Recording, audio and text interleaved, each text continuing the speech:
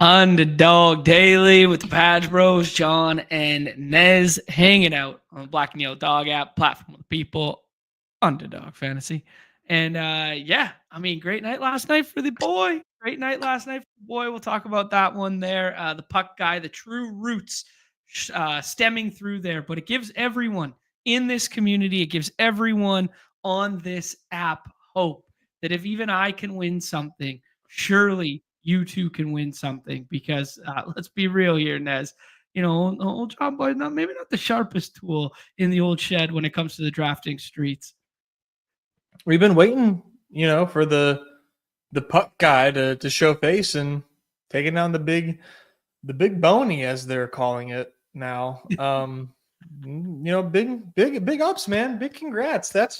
Winning a best ball tournament is a big deal. And, now you're finally up in the ranks with me of having won a playoff best ball tournament. That's true. Actually, yeah, people forget that this was the big bony returns again for the third time. Oh, he's got the ring. What the heck? Oh, sorry. Jeez. Oh, very good. Get this thing off. Mittens returns again, champ. People forget. Congrats, man. Welcome to the ranks. We meet every Thursday night. Chaps dinner, baby. Chaps dinner. Oh, that's so good. Actually, I was going to tell you a little story about the pony itself. I watched, the first period there. Reinhardt had the super nice goal. I'll be honest with everybody. Iron Penguin ran like shit to not win this contest. We can look at the lineups and stuff later, but he had the full onslaught, and the only player he was missing was Reinhardt, and Reinhardt ends up being the highest scoring player. But in our groups chat, which is unironically called the Champs because it's in reference to our fantasy football home league that everyone just kind of was talking about, I was blasting off about yesterday in the Puckverse, Nez, every country put out their top 6 as like a graphic to hype the Olympics next year. And Canada's top 6, McDavid, McCarr, McKinnon, Crosby, it's very obvious. And then the 6th player was Reinhardt. And I was like, I know he got 57 snipes last year and he was a cup champion and stuff like that. But I was like, I think Marner deserves in that graphic. So the whole talk in our discourse, in our not Discord, whatever, our WhatsApp chat or whatever yesterday was me kind of poo-pooing Reinhardt. And then he comes out and wins me the bony and gets 4 goals last night and whatever. So it was kind of a funny twist of fate there. Marner was snubbed? I mean, he'll be on the team. He just wasn't in the graphic. They went with Reinhardt and they went with Braden Point over him. I don't know. I'm a Mitchie Marner guy, so I don't like that. That's kind of what I thought too. But anyways, yeah, shout out to Reinhardt, who's now my new GOAT. Good BC boy there. Florida takes down the cup last night for the second year in a row. Wow. Yeah, man, just truly incredible run there, back to back. Eerily similar to the Tampa run from the previous, back to back champs there. But yeah, no, it was a good hockey game for the first 2 periods, and then I went and played my own game there. But I really enjoyed the finals, and very grateful to have ran so purely in the bony streets. Why is Florida such a hotbed for hockey? Taxation. The money goes so much further. It's crazy. Like the no state income tax. Like if you come to Vancouver and you get 8x8 or something as a contract, you're basically getting 4 a year. If you go to Florida, you're getting 8x8, and the price of living is considerably lower too. So they're buying all their players because of taxes. I mean, that's a lazy thing to say for me to phrase it that way. It wasn't you who said it. It was me phrasing it that way, but it's kind of true. So it's a little weird, but they've done some very good moves. They bet on the Sam Bennett thing. They bet on the Tkachuk thing. They bet on Bobrovsky as the goalie of the future, even though they had Spencer Knight waiting in the wings and that sort of thing after the Longo era was over. I don't know. They've just built some juggernauts, man. Some shippers. All right. Well, credit where it's due. I was kind of thinking, maybe these putt guys aren't quite as, bones and nails as we think. They like the warm, cozy weather of Florida. They like their money. Like, they need money. They don't play for glory. They play for cash. Like, I don't know, man. There's something, It's true. Dude, like, nothing in this world beats links to rink or rink to links. Like, this is the classic phrase around here where it's like, if you can go to the rink in your flip-flops and you can go straight from the course to the rink or vice versa, that's peak living. And I couldn't agree more. Where else is better to do it than be able to golf in the middle of November, December in Florida, chill out, not deal with any of the Canadian media pressure and that sort of thing, and then just go play puck with the boys. It's awesome. How much pressure can the Canadian media really press? Like, oh, I really wish he was performing better, but I know he's trying his hardest. Like, my gosh, the Canadian spotlight is just crushing these players. Too much. He said, "Gosh darn it!" He said, "Gosh darn it." We got video of it. I really wish we would win, but that's okay. That's a pretty good one, dude. Little Minnesota, but yeah, watching too much Fargo. Good shit, dude. Yeah, we can bring up the champs from last night across all sports here in Nez. Man, we got really unfortunate with some of the pick'ems in recent memory. First and foremost, 2 days ago, we thought we were getting that Springs matchup for all those right-handed homers, and we were building out those good price tags on the Astros guys.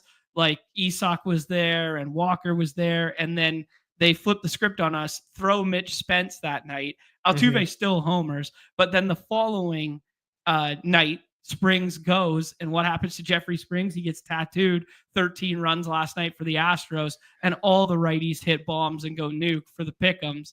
And then yesterday, I was all about Addison Barger. I was like, this guy is the play. He's the scroll the F down, play that Toronto 3-man, this sort of thing. Had some really nice top 50 lineups with that combo and just didn't have the perfect setup. And we just played him with like the wrong second piece while like Sodi got home in a different one and that sort of thing. Nick Kurtz got home in a different one. So they just weren't perfectly paired. And then the puck one last night, Nez, was let's play alongside Jon to win the big boney. And we had the Draisaitl lower, which got home. We had the Reinhardt goal that got home. And then Marchand wasn't able to chisel an assist on any of the 5 goals to get it home. So I'm going to say, amongst me running good, the community actually ran bad. I think it's fair to say, man. We have been just like so close. And just to go back to the A's thing, man, they're really pissing me off with how they're handling their starters day in and day out. Like, just make a fucking decision and allow us to, make our decisions accordingly. It's just ridiculous. I'm sorry. Just tell us who's fucking pitching, please. especially for a team that hasn't had like major rotation injuries and a team that was like 3-22 for that 25 game stretch there. It's like, just name your fucking starter, guys, and let's move on. Yeah, like you guys stink anyways. Who cares? Right. Yeah. Anyways. We'll move into today's slate, but I want to start with the winners from yesterday, that sort of thing. Big shouts to the community. Appreciate you guys being here. I know there's 1,000 other places your eyeballs could be right now. Pete's got a show with Coach Speak Index back to back and just finished up the bash there. I saw JJ was live. I'm sure Davis is live, as he always is right now. So you guys' eyes could be a million different places. So we're so grateful that you guys choose to hang out with us and be the multi-sport draft leads and ape into everything that is in these lobbies, not just the football streets. Going to start with the regular Zamboni from last night. Shout out to Dan Tondi. I'm going to go with that. I'm going to go Dan Tondi, something like that. Okay. Taking it down there. A solo shipping for the 10K. Bar Down Beauty was in my mentions, offering me congratulations. So I throw congratulations back your way, my friend. And then Car Park and Sock Muffin, part of this chop for third here that saw Broncos Freak have two of them within that chomp. I Like Kitties is always hanging out in the chat as well. So lots of friends of the show hanging out here. And if you were Walrus, say what up, because I'm not familiar with your screen name, but know all these screen names at the top here. Mad respect to them in the community here, Nez. Yeah, I mean, of course, Car Park up here as always. What else is new? But Noah, man, Noah has just an absurd ROI in best ball. One of the best out here doing it, and genuinely just like the nicest dude of all time. So shout out Noah, shout out Car Park, of course, as well. We love Car Park. Yeah, definitely two of the really nice guys in this space here. They do not call him Best Ball Noah on the X machine there, Nez. So it does line up. It does line up. Yeah, thanks for reminding me. At Best Ball Noah.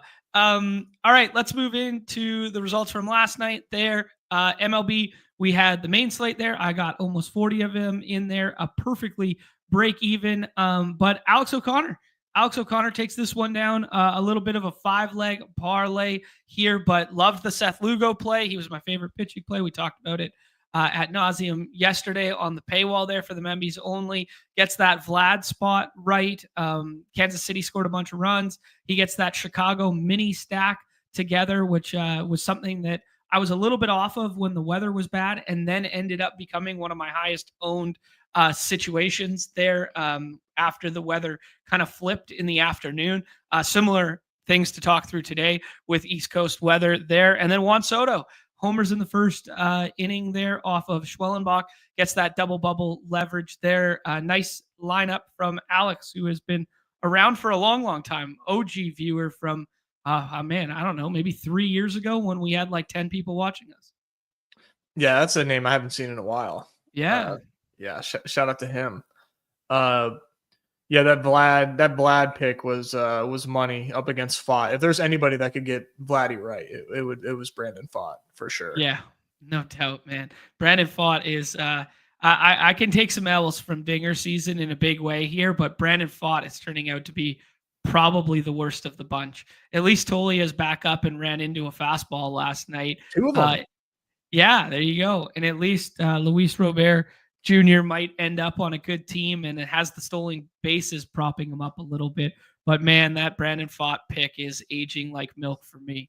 Shout out to Goatnap, who's hanging out in the chat, a Battle Royale winner of last year on the main slate there, and gifted us 50 memberships, still tied for the record of most gifted memberships ever. So mad respect to Goatnap, who is now taking over the baseball streets as well. And what does he do? He goes ahead and gets that 3-man Toronto stack that we were talking about behind closed doors. We thought it was a strong outfield early slate, and then you could kind of get these backstack infield, and a lot of people were doing Rays and O's over and over and over again because it's really easy to get 3 infields from there. But Toronto was another one that not enough people were getting to. A lot of people were getting to Vlad, but not enough people were getting to Toronto. So walk-off home run from Addison there gets this one home for him. So big shouts.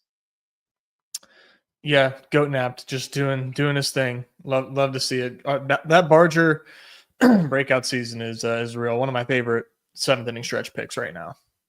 Yeah, good shout. Yeah. I mean, you brought up his Savant page. What was that, about a week ago? And it just read in all the right places kind of thing, right? Yeah, it's it looks pretty legit. I'm definitely one to not like look at a Savant page, and but it definitely fits this current breakout in a big way. Smashing the ball right now. Feels eerily similar to infield eligible Matt Wallner. Yeah, I think that's fair. A little less swing and miss in the profile. Mm-hmm. Yeah, so. But I mean, he's swinging the bat harder than almost anybody, and that's definitely what Matt Wallner does. Yeah, 8 home runs already this season. Only 1 steal, 264 on the average there. Slug almost 500. OPS north of 800. Yeah. Look at this exit velo. Oh, We could get excited about this. Yeah, that's what you'd like to see. Yeah. We have the Seedmeister up there as well. Brad's up here. Inthreus is up here. Nick D, if you're hanging out, say what up. Andrew's up here. Sock Muffin finding his way up in this one. This V Vink was in the chat yesterday, or was in the draft with us yesterday, and I think this was from the stream.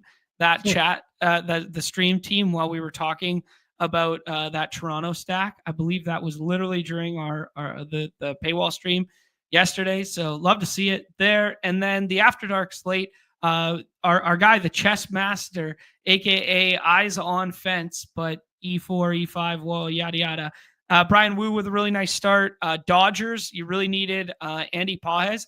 Crazy to think that this 38 from him and the 39 from Cal Raleigh were not the highest scores on the slate. On a 4-game slate, they were not the highest scores. It was actually Cam Smith who had 41 fantasy points yesterday. So truly sick that, you never need the nuts in baseball. Just evergreen reminder.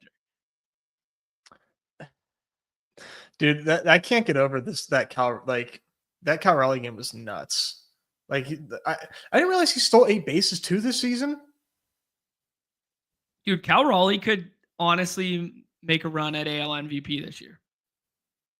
I mean, yes. Like Aaron Judge exists, right? Let's not discount that. He's right-handed Barry Bonds right now. He's been incredible. But Cal Raleigh is like literally platinum defender behind the plate as well. And he's like literally put the team on his back. I don't know. Maybe there's a little bit of homerism shining through on that one, but like you can definitely make a case for him.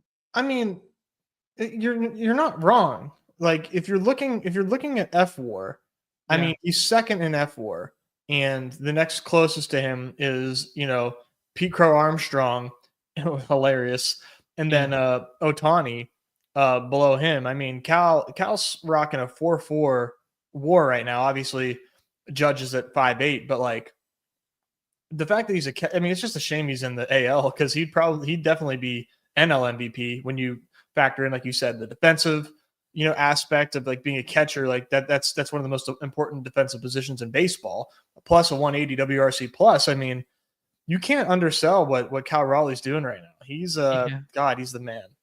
Big dumper, baby. He's exactly what everybody wanted Mike Zunino to be 10 years ago. Mike Zunino. Hey, here you go. Mike Zunino, the Wyatt Langford of my generation. I mean, I know Mike Zunino. I'm not like up on Mike Zunino like that to call him Wyatt Langford. He was a top 3 pick from Florida is the only connection. And he did come up at age 22. Yeah, there you go. There you go. Yeah, it took him going to the Rays, of course, to really break out. Well, he had an okay season with Seattle in 17. Okay. Yeah. Wow, he struck out a lot. I forgot how much he struck out. Oh man. Tyler gifted out 1 Badger Rose membership. Mad respect. Thank you, sir. Back-to-back big dog cashes for him. Love to spread the love. Love it, bro. Love it. Appreciate you so much for doing that. Nez. And then, we got some other friends and family up here. Got P duping himself a bunch of times to take it down. Andrew's got 2 up here. Chad Harris is up here, was offering me some congratulations. Same with Chris hanging out in the chat. But now we turn the page. We move on to today's slate. And I guess there's no better place to start than at the beautiful Unabated interface with the spreads and totals and all that good stuff. There, Underdog has split the slate up again for us. So it is only an 8-game slate, despite there being, 12 in this window. So we're going to do the 8 and then the 4 again. I think the evening's only 3. Let me get that right for everybody, just because the Mariners shifted to a day game today. You're right. So only 3 in the evening, 1 there. So we're doing the 8 and 3 again with similar weather concerns to yesterday and similar-ish game conditions where we have 1 ace at the top. Obviously, Chris Sale kind of in a league of his own comparative to Schwellenbach yesterday, but Chris Sale and then everybody else kind of thing. So the split slates, getting some good feedback in the chat here that they do rule. The split slates have been a big success for baseball comparative to basketball. So I'm a big fan of it too. Nez, before we go game by game and weather and all this sort of stuff, just macros on the slate dynamic. Ton of rain. Just a lot of weather going on right now. But I'm also, liking a lot of spots today as well. So given where ADP is, there's a few teams that I'm really going to be concentrated around, just because I'm not going to be able to draft optimally today. So I'm going to have to be setting ranks and auto drafting and calling my shot on a few games. And there's some good spots to be doing that today. So excited to get into that. And then just off the rip, man, Roth has the Reds game as a red, no pun intended there. So Twins Reds getting drafted really high right now. Roth thinks that that's a no-go. So okay, cool. Yeah, I was just about to get over to that page and walk through it. When I was looking earlier, it was an orange yellow. So now that is, as you guys can see here, I haven't refreshed my page, and it was an orange yellow when I was drafting a couple this morning to get prepared for the show and that sort of thing. So that is a big pivot there. When we hit this here, we're going to orange red. If it holds, it's a postpone. So yeah, looking like a good spot in terms of run total and guys that you can get on the mound, like Ober coming off a really bad start and that sort of thing. But Ober was SB6 as well as the Reds going quite high. I had Ellie on the cover. I did like this spot for the Reds, but now this throws a huge wrinkle in the equation where are you just going to exit out of your player pool, or what are you thinking? Oh yeah. Yeah, definitely just like not even touching that. Okay. So now we're down to a 7-game slate. Where else on this would you be concerned about, or is everything else kind of fine for you? Because we're dealing with broken line showers in New York. We're dealing very similar conditions in both of the Chicagos of yesterday, where it looks like it could be really good hitting conditions because it's warm and wind blowing out, but it also looks like it could rain and postpone some stuff or late start some stuff. So how are we feeling about the Chicago games and the Yankees game? I think Chicago's fine. Okay. It's going to be wet, but it doesn't look like anything that they won't play through, in my opinion. That could change, as we get closer, but like this is what he does, right? There's rain in the forecast. He's not going to call it not an orange. Like, it's going to rain for sure. Just a matter of how much.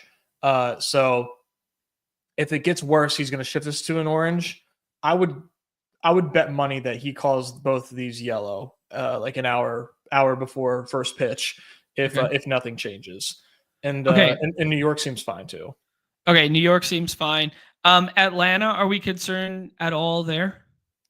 No, I'm not overthinking that. Okay, so Sale's still SB1 for you. Yeah, he has to be. Yeah. And then Tampa is kind of like with an asterisk. I've said this a couple times on the show now that we're just going to be dealing with this Tampa evergreen asterisk the same way we deal with the Giants evergreen wind is blowing out at 20 miles per hour, but in a park that mitigates wind. Like it's going to be the exact same thing all summer long with Tampa, that looming pop-up storms are going to be in the area, and sometime they will last 20 minutes, sometimes they'll last 5 minutes, and maybe one time this season, the last 2 hours. Yep. Yeah. And today's spot is just a little too good to care about a pop-up shower.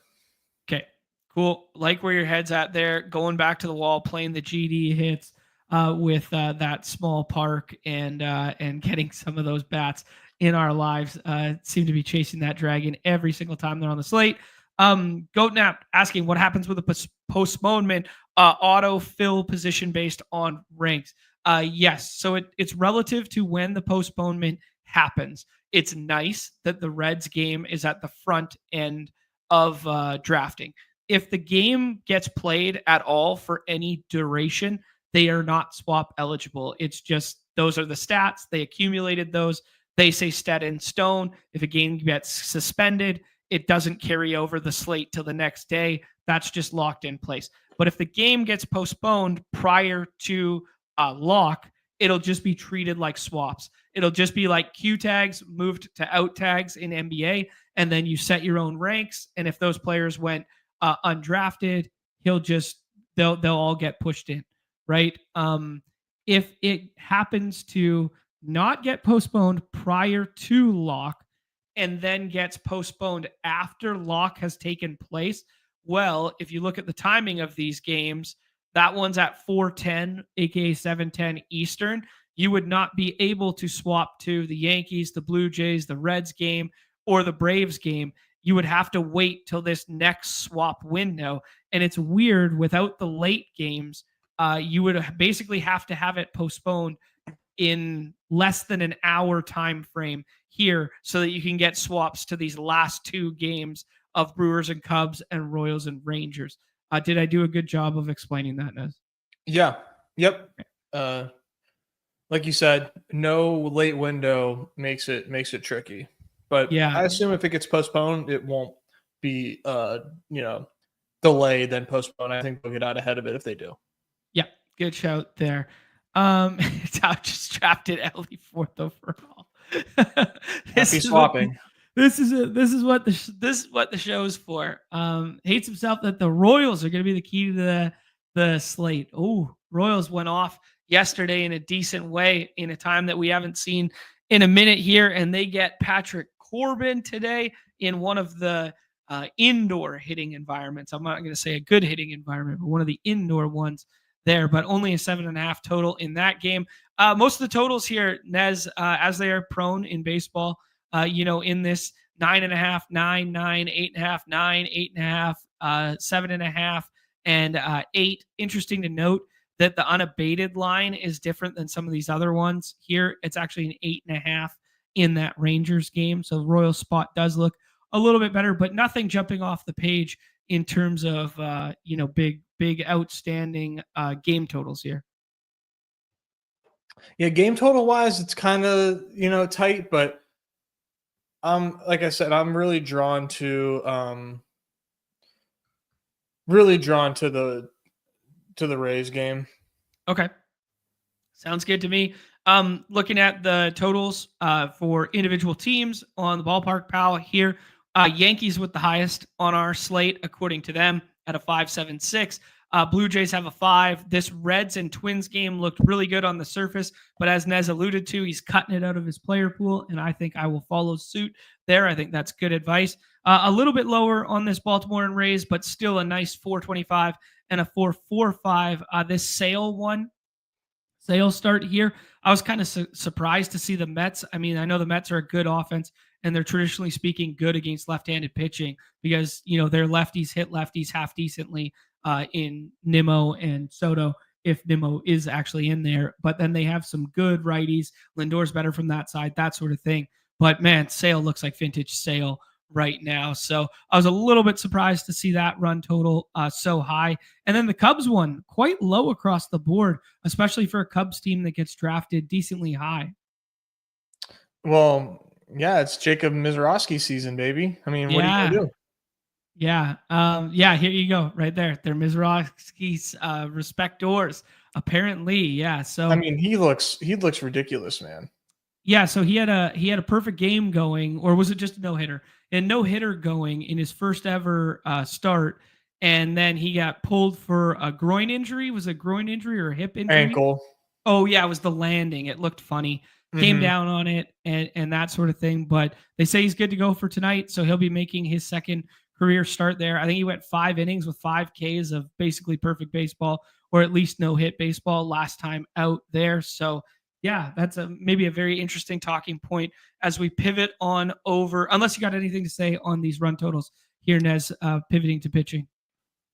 No, nothing that like really stands out. It's just, obviously you got to nix that Twins and Reds, those Reds run total. I mean, I just don't think they're draftable right now, but otherwise I think there's a lot of easy spots to kind of pivot based on like what ADP is telling us. Okay. Sounds good, my friend. Just interesting to note in a couple other spots, like the Cardinals are a little bit higher. They were one of our favorite contrarian stacks yesterday, and we were hyping that one a little bit. So Cardinals are a little bit higher in other places. Rays and Baltimore are a little bit higher in other places than these simulations or these S words. Braves are a little bit lower in some spots. Mets are a little bit lower. Yankees seem consistent across multiple resources as the highest on the slate in terms of team total. Let's move on over here. We got two pitchers going really high today. I think it's justifiable, but I think there's one that I prefer considerably over the other and will be drafting it as such. But maybe you feel differently here, Nez. But yeah, thoughts on the upper echelon of pitcher on this slate? Yeah, Sale's definitely SP1 just based on how he's going right now. Highest ceiling for sure. But yeah, Sonny Gray not far behind him, and I think that's totally fair going up against the White Sox, even though it's good hitting conditions. I'll take Gray against the White Sox any day of the week. That feels really good. I'm going to say no thank you to Taj Bradley today. That's going to be a fat 0 for me. Shout out to the top 20 ADP. That's crazy. Not doing that. And then after this, it's like Bubic, Taillon, and Jacob Miz for me. And I'm not gonna lose sight of Ryan Yarborough. He's had really nice K rates lately, going up against a high strikeout team. Yep. And for the scroll down, it's Patrick Corbin for sure. Ooh, he's going back to the Corbin well. All right, professional ass left-handed pitcher. Yeah, so let's talk through this. Sale, SB1 for me as well. Highest strikeout rate on the slate. 7+ Ks or 8+ Ks in 7 of his last 8.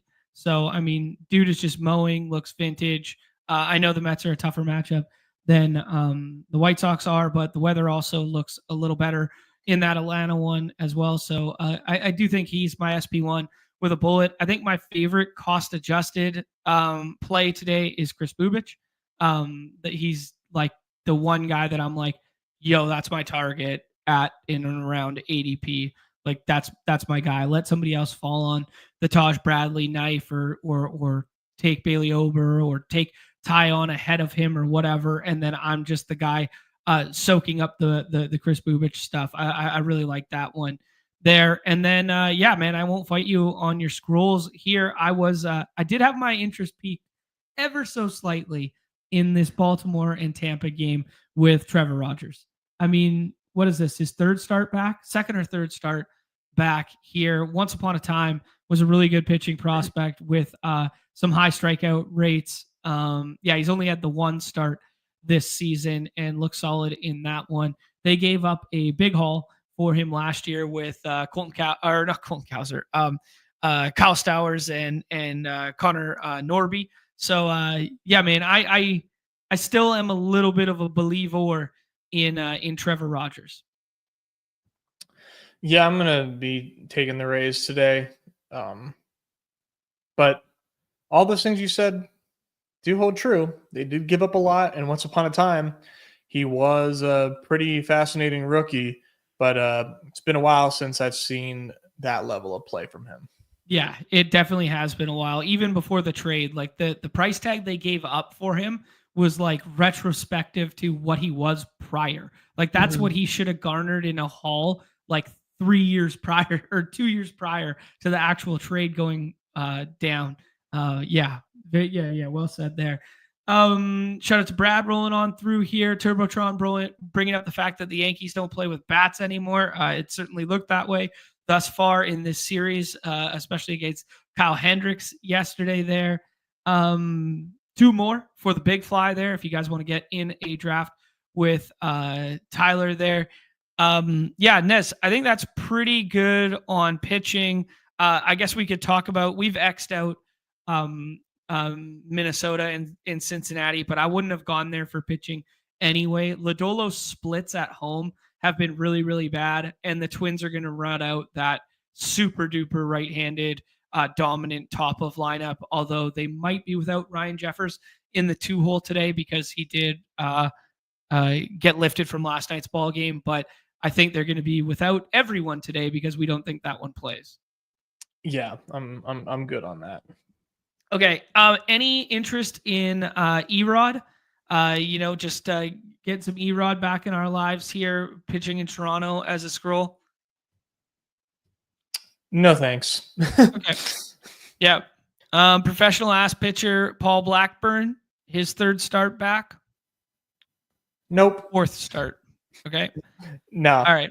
These guys are do not touch by any means necessary. Good.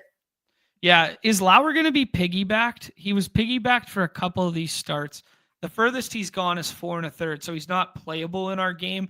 But just interesting to note, a team that we used to love to attack versus lefties was Arizona, like always. But he might only go 2 to 4 innings. Yeah, I'll have to keep a lookout on that because I think you're going to see a lot of like matchup dependent stuff in everybody's projections right now based on it being Lauer for more than one turn. Yeah. Yeah. I mean, at least we get Ketel Marte for the one swing, but his ADP is propped up as if he's going to face the lefty 3 times, Yeah. He's still worth it, but that's for sure the assumption. Yeah, that looks like pretty good rankings to me there, Nez. Is there anything you would change in our SP rankings? No, I don't think so. But Yarborough, I think maybe more of like a pick 'em play. But I think he can. If you want to slide Yarborough K's today, I think that sounds like a good time.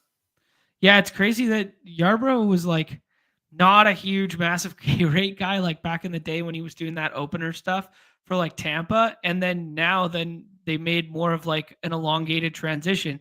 He looked like the pendulum had swung the other way, where it's like, oh man, this guy looks like a true starter and he's getting all these Ks.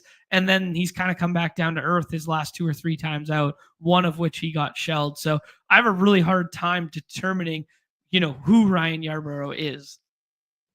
Right. Yeah. I will say, I mean, that one was against like the Red Sox, who were, pretty hot. And then they traded Devers, but everybody else he's been mowing down. One of them being the Dodgers. Yeah. Yeah, that's a good shout.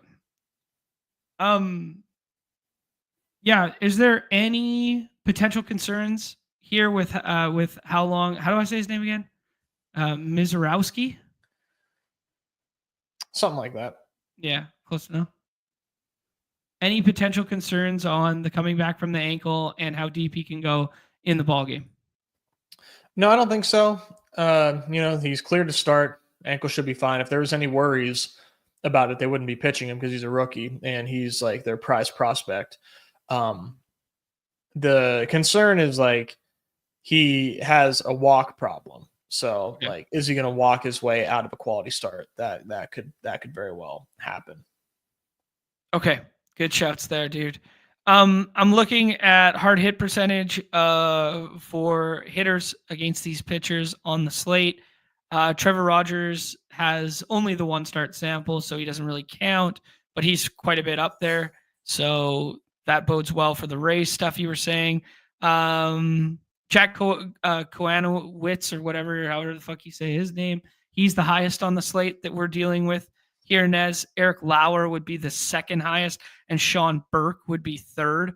So the classic spots to target, according to hard hit percentage against, are the ones that are already popping for us. Yep, checks out. Okay. Yeah, and then we always talk about strikeouts as floor on our site. Chris Sale's strikeout rate is the highest on the slate with that 31.7. Sonny Gray is next with the 26.1. Jacob doesn't qualify. Bubic is right behind Sonny Gray with that 25.9.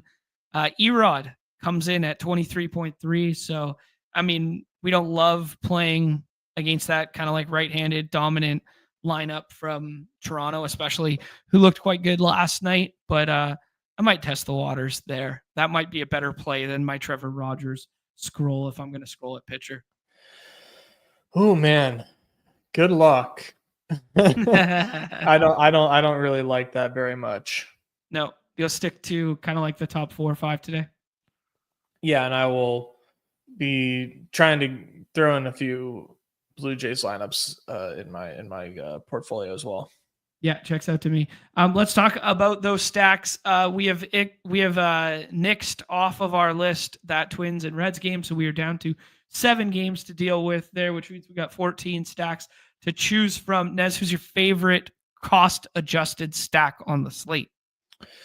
I think I was going to say Tampa, but I do prefer them facing a right-hander. But just that game in general, Tampa and the Orioles, like cost-adjusted, Junior Caminero is like my favorite pick for sure by far. Okay, good shout. But stacking is easier with the Orioles with all their lefties. But yeah, this game in general, I think is just really, really easy to get to. And yeah, I'm gonna have a lot of it. Yeah, so some notes on this one. Mangum's a switch hitter, so he will be in there with outfield eligibility. The Low and Lau, I don't expect both to be in there, but I expect one of them to be in there. I imagine it would be Brendan Lau who's in there. And then of the Lau, Low, Aranda, I'd expect Aranda to be out. Do you feel similarly? Yeah, sometimes they keep Lau and Low in the lineup, and just like put them lower in the order. So that will be interesting to see if one or either, if both or either stay in the lineup. Yep. But yeah, Aranda's like a lock to sit tonight for sure. Yeah, it's just such an easy pivot to just put Curtis Mead at first base and get the righty in there. Yeah, and Caballero has to start somewhere too. So he'll make his way in there, but yeah. And as far as stacking goes too, I mean, you can throw Morel in a stack for very, sure, very easily with Caminero if you're drafting Junior. Yeah, I think I think those guys are going to be close to one another in the order too, like 4, 6, 7, 4, 4, 5, 6. Like like Junior always stays in that 4, 5 range, and then I think we're with the ADP of Caballero. I think people are wish casting that he hits 2. I think he's more likely to hit 5 or 6 alongside Morel and Junior. So that scroll the F down stack of those 3 Rays feels good. Yeah, really easy to get too. Yeah. Yeah, definitely pinch hit risk though. There's pinch hit risk up and down this lineup in tight ball games. Like Curtis Mead is coming out 100%. One of Caballero or Morel is coming out for Low at one point if it's a tight ball game there. Yeah, there's pinch hit risk all over the place when they start this lineup versus a lefty. But if they do enough damage early, they stay in. That's the evergreen tail. For sure. Yep. I mean, give me 2 Christopher Morel at bats versus a lefty who gets hit hard, and I'll take my chances as a scroll. He's worth it. Yeah. I think Yandy and Caminero are the safest of the 2, though. For sure. Yeah, they're not getting pinch hit for, obviously. Yeah, let's talk about the Baltimore side there. You alluded to liking that one, and we just take a look at their price tags. Yeah, they're buried. They are buried in a big way, and you get double bubble leverage off of Taj Bradley being SP3 and getting drafted the vast majority of the time. Jordan Westberg has been on fuego since coming back from the IL. So, yeah, and then Gunnar, we keep citing the advanced stuff. It's got to come to fruition at some point. Ramon Laureano has been exactly who they expected Tyler O'Neill to be, which is crazy to say out loud. Yeah. What do we think about this Baltimore lineup? Anyone in particular that you're looking at? The lefties. So, Gunnar, Cowser, O'Hearn, Holiday, Mullins, all the lefties I'm very much interested in here. Mullins being down so far here, maybe doesn't matter as far as like ownership goes, but definitely want to have him in my stacks just because like outfield it kind of feels it's like a thin outfield slate. Okay. In general. So Yep. yeah, I can see myself ending up with a lot of Cowser and Mullins today. Especially when you take away a bit of the chalky high bats that are, TJ Friedel and Byron Buxton from the slate, because they were going almost every time. Mm-hmm. Yeah. Good shouts there, Nez. Ryan O'Hearn hitting north of 300 still, man. He's fucking killing it this year. Yeah, I just can't believe that he was a Royal for so long and it was so bad for them, and then dude, just figured it out. Yeah, absolutely. Do you think that's an interesting sidebar conversation? You think he gets traded? Almost certainly, yeah. Yeah, right. I was thinking about who are the after the Raffy, after the Raffy trade and that sort of stuff. We talked about Sandy at the beginning of the year. We talked about Luis Robert. We talked about these kind of guys are going to be on the block. I wonder who becomes sellers now. Are the Cardinals sellers? Is Baltimore sellers? Interesting. Baltimore is almost certainly going to sell, but and not in a big way, but there's a lot of teams that could use a Hearns bat in their lineup. Squarely, I think the Astros, right? The Astros are just so right-handed heavy, and throwing him in DH or at first, it's tough because you got Yordan occupying DH if and when he comes back. But I mean, leading the division right now, they could use O'Hearn. There's a lot of teams that could use his bat, so I expect him to gain a lot of interest. Cool. Yeah, well said. All right, we got our first lineup of the day. Just came out. It is Yankees. They are the highest implied total on the slate, and they are the chalkiest of the stacks.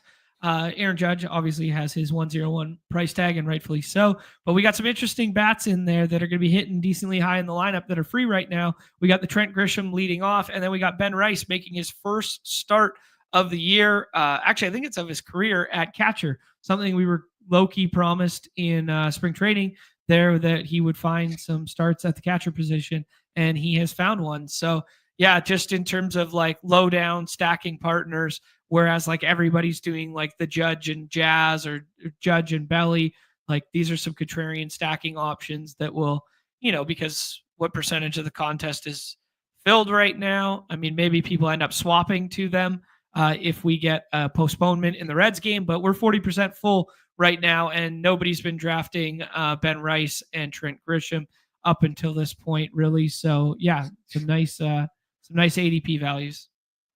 Yeah, mega recency bias on the Yankees because they have just been playing pretty poorly last few days. So this is an ultimate get right spot against Kohanowitz, though.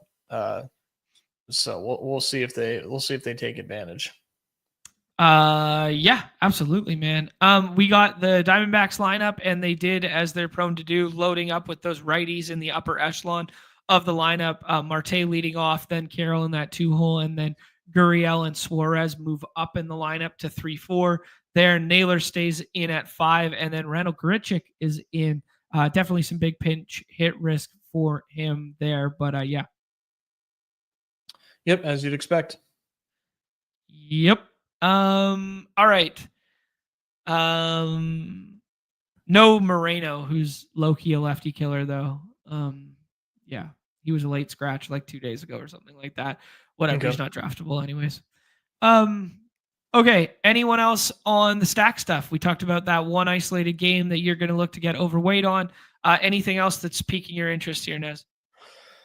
I mean, definitely thinking about Cardinals too. Just they're buried in ADP, and people are worried about the weather.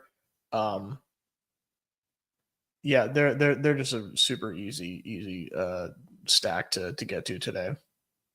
Yes, I agree with you, sir. I liked the Cardinals yesterday. I like going back to the well again today, particularly with the lefties. They're not a team that you have to do 4 and 5 mans from. Because we talked about this thesis on Monday's show, how it's there's just certain teams that break the slate in different ways, and the teams that do it via the home run are the teams I want to target for some of these mega stacks, more so than these teams that aren't huge home run hitting teams. Like this team, I'm very comfortable just doing like a 2-man of like Herrera and Contreras, or I'm really comfortable doing like Lars with the lead off and then Donovan and just doing like a skinny stack. I don't think it's a team that you need to like completely onslaught, but doing 2s and 3-mans feels good. Yeah. Just because of the ownership, right? Like you're saying, you don't have to go like out of control on it. Yeah, shout out to, man, Lars really fell off the face of the earth, huh? I mean, OPS sub 700 now, no longer leading off. That's a bummer.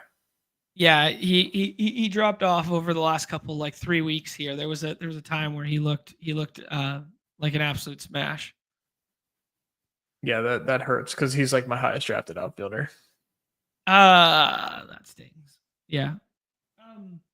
Nez, I am looking at some of the potential BVP numbers, and a number of them are not on our slate today. But this Marte versus Lauer one, hitting over 400 with 2 bombas off of him, going to get a leadoff at bat versus him. We know he's better from the right side. That one looks quite enticing. But if I had to just offer you a potential guess here, how many the number 1 BVP home runs hit versus an opposing pitcher today is Carlos Santana versus Justin Verlander? How many times do you think those 2 old guys have faced off in their career?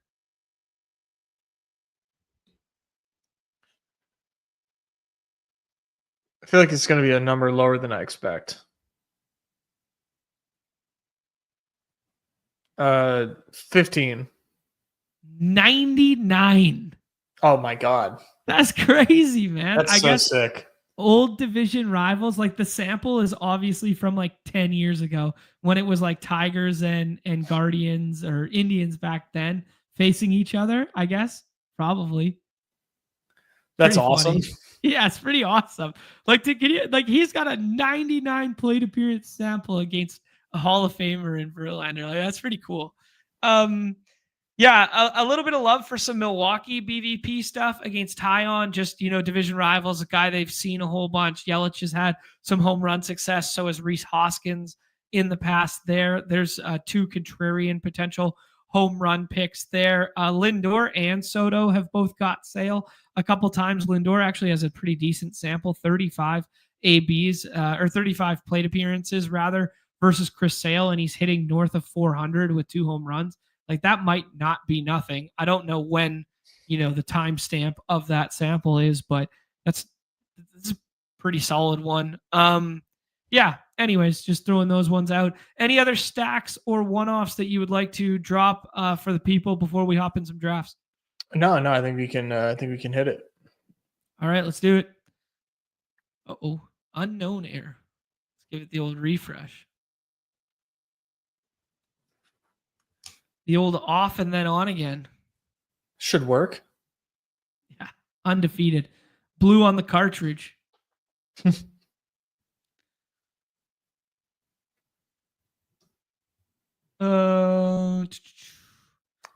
Ooh, Tyler's got it for us. He's got the home run call for us. I wonder who it's going to be. I need a hint. All friends and family in this one, dude. We got Respooked in here with us. We got Eggers. We got Top Stat, NFT. We got Lit Up, and we got Chris. Friends and family draft here with only 2 lineups out thus far. Yeah, only 2 lineups out, and decent fill rate given that. I mean, I think the split slate really makes it easier to get in and start covering your bases, because it really is just like a portfolio game. MLB BR's 44% full right now. Man, if the split slates continue to crush advance rates, it would be cool to see these get to 40K. Yeah, absolutely, man. Yeah, they seem to be quite inviting for people, as you alluded to, like a little less daunting when you don't have to deep dive 12 teams and all these matchups, and you don't have to cover your bases by going, oh, did I get a skinny stack from that team? Am I tracking it in Excel? Who I got? Like, this sort of stuff. I mean, a phone shitter bro like me could never, but No, it makes a big difference. It really Yeah. does. So I'm glad that people are finding it, are taking to it the way that they are. Question in the chat from Austin: Giancarlo Stanton is not in the starting lineup today. Yeah, you got to rest those elbows, plural. Yes, both of them. Here's your standard start here, Nez. We get the Judge, we get Sonny Gray and Chris Sale. Do you like Ronald Acuna? Do you want to do some Cubs stuff? Do you want to scroll? I'd do Acuna for sure. Yeah. You just like, Acuna, Paul Blackburn. We got you. Nuke versus Crying Baby type of matchup. We once upon a time, man, we were low key Paul Blackburn respectors when he was pitching at home in the Coliseum there. We were. I hate to disparage his name, so much, but yeah, it's a different ball game going up against Ronald Acuna. This is true. Dude, actually, I think if memory serves, 2002 Athletics All-Star Game selection, Paul Blackburn. Let me look this up. I'm looking it up right 2012? now. No, man. He's not that 2022. Old. I think it's 2002. You're on the clock. 22. Marte for the home run to lead off there. Bubic to get ahead of the pitching. Let's Atlanta go Marte. Stacks. Okay. We could do Marte and then we could do a little there's no way I said 2002. Did I? I think you did. Am I that dumb? No, like 2020 is what I was going for. 2020, 2021 in that range. Let me see if I'm even right. He was an all-star game selection in 2022 at 28 years old for Oakland. He's been in the league since 2017, all of it with Oakland until the last 2 years. I mean, that's cool. He won. He was the pity invite. That's what's up, man. Of course he was, but I just find it funny. The fact that I could pull that, come on, Nez, you gotta give me like a little shine. That was a good pull. That was a good Thank pull. you. I'll give you that. That was impressive. Bubic goes to respook there, so we're going to be in scroll the F down pitcher territory. There goes Junior Caminero, so there goes our backdoor stack for Tampa Bay. We could stack out right-handed Arizona and add Gino Suarez, who continues to homer. We could do Matt Olson. We could get a completely new team. Let's do Matt Olson. Matt Olson it is. Handedness advantage against Paul Blackburn, a dude who can hit the ball really effing far when he chooses to. When he chooses to. He just has to decide to. Yeah, please decide to. Lit Up has that nice little Chicago outfield stack going on, coupled with Vladimir Guerrero Jr. This is what would have won the slate yesterday if he adds Bo Bichette and Addison Barger to it. Chris looks like he started with Carroll and Bobby Witt, and now is going to do contrarian Yankees. Jason Dominguez hitting at the bottom of that lineup today. I like it. I like the contrarian Yankees.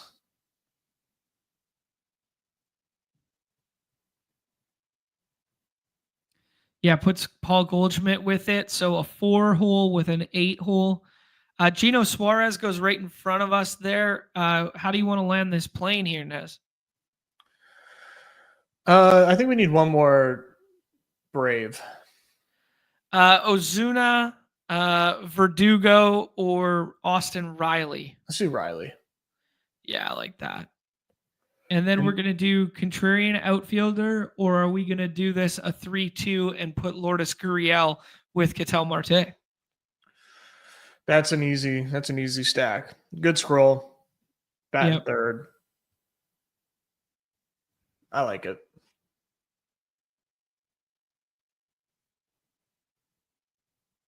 All right. This one is going to write itself. We should probably take him before, just because we got a Gino Suarez and we got a Corbin Carroll drafter to our right there, so they could both easily stack up Gurriel. But we could also push it and take our pitcher, because they both don't have pitcher either. If there's a guy you want to pound the table for, I think we'll be okay. On which front, pitcher or on pitcher? I was talking about. Okay. Pitcher. I think we'll be okay on pitcher. So we're going to take Lourdes here. Yep. Okay. Lourdes Gurriel, evergreen reminder, considerably better against left-handed pitching.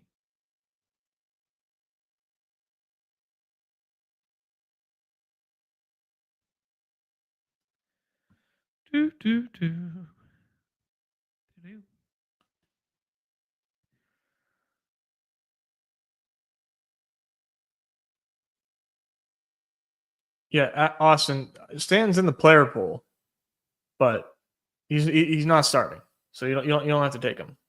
You're gonna see him in the player pool. Yeah, Austin, you've been hanging out here long enough to understand that when the lineup comes out, and he doesn't have the little nugget beside his name, he's not in the lineup. Whereas all the other Yankees have a 2, a 5, a 3, a 1, and then Stanton has nothing. There you go. He'll get the out tag momentarily. Nez, I imagine you're going to tell me to take Jacob here. Kind of like a ceiling combo guy there. Erod with some correlation for win, or Patrick Corbin you liked as well.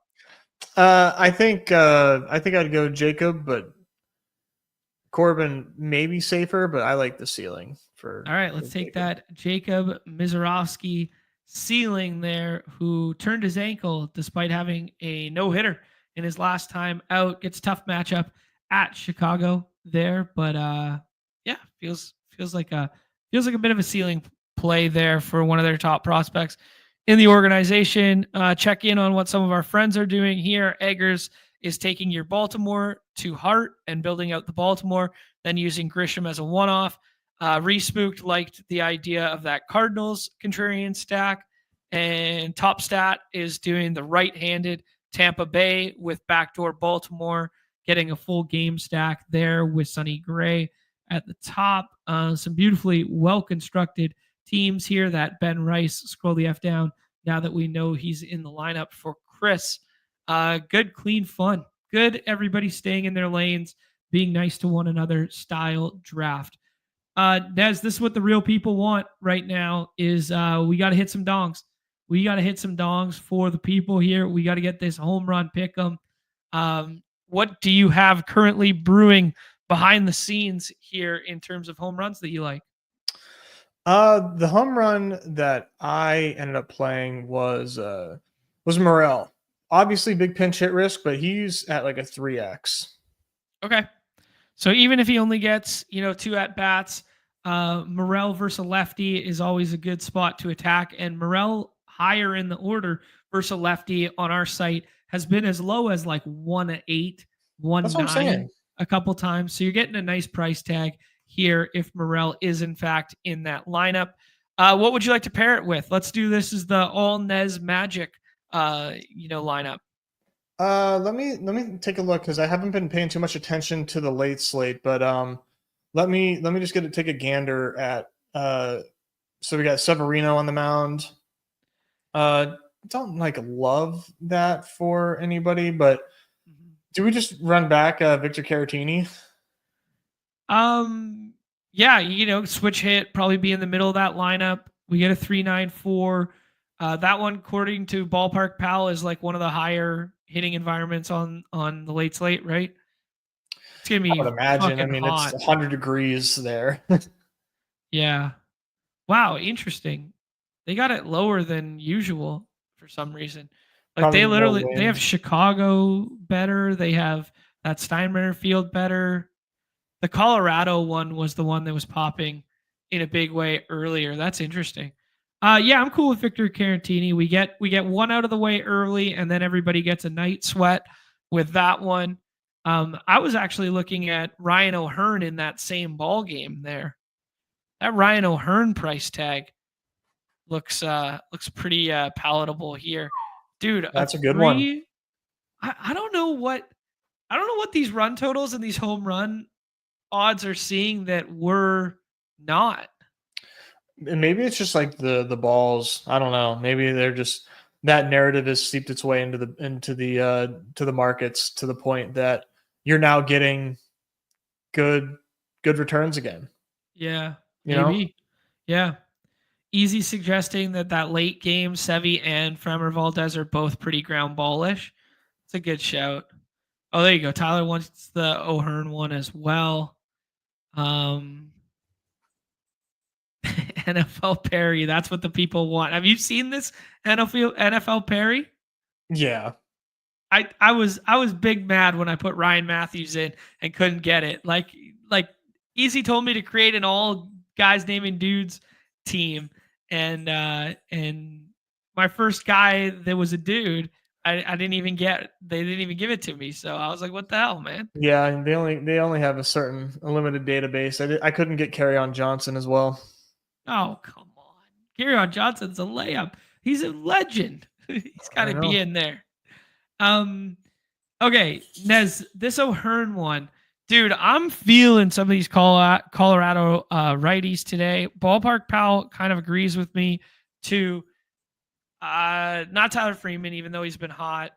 Tolia from the right side is, I think, ever so slightly less desirable than the left, but a 2.54 doesn't feel crazy there.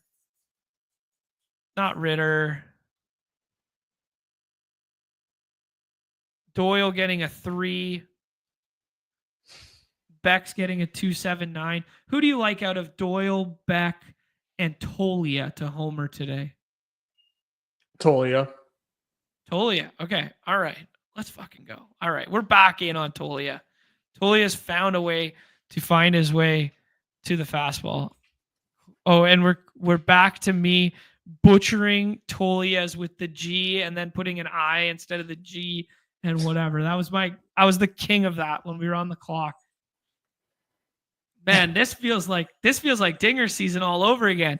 Tolia and O'Hearn. This makes me feel alive.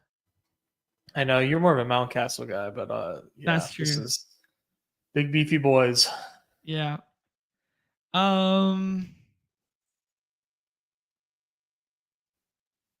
Yelich, that's a good shout there. O'Hearn, you're getting 750 elsewhere. Noah rowing through to tell us Ellie Homer book it. Do the Ellie one. The Ellie price tag is too low for us to chase that dragon. I think it's only like 2. Yeah. But yes, Ellie was on the cover for a reason. We just don't think he's going to play baseball today because of the weather. It does not look great for that ball game being played today. So probably not going to put that one in there for the people. Although if you did want to play the chalk, that is in fact the chalk. All right. I like this Yelich shout, dude. I was seeing similar with like this handedness stuff versus Tyon, and the Tyon matchup looks like pretty decent. Like the Tyon matchup from like a long-term like a BVP spot plus what I'm seeing from a projection standpoint for Yelich, it looks better than a 4.33 here. So I like that one. Do you want to play the hits and play it alongside O'Hearn, or do you want to play it alongside something else? Let's see. We could play this alongside.